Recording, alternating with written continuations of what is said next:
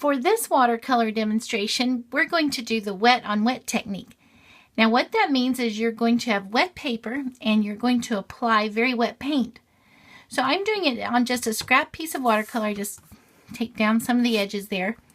And as you can see, I'm using watercolors I already had out. I had them on a paper plate for a little project I was doing.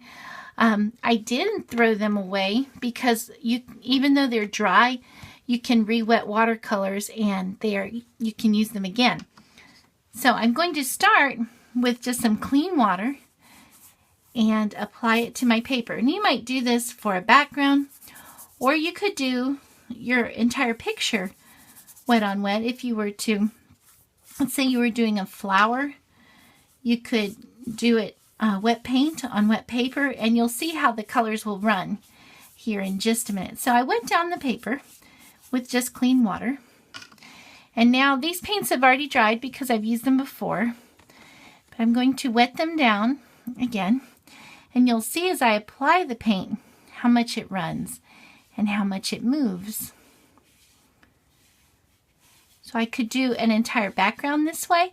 If I were going to do a sky, I might do it this way, just because the paint will move around and make it very even. Or perhaps I want to mix up my colors a bit. If I'm going to do that, I'll do one color and then do my next one beside it and let them run together on their own.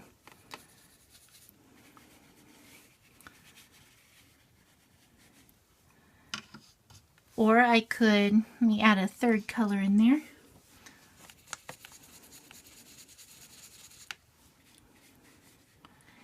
So you can either put them right beside each other, and because the whole paper is wet, they will run together.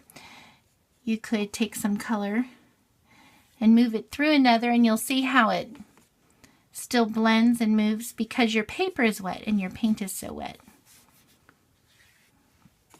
So this is called the wet on wet technique. Wet paint on wet paper. And you can get a whole lot of amazing effects this way. That yellow still had some blue in it, so I've got some green going now. So you can use it for just a background or paint an entire painting with this technique. This is the wet on wet technique.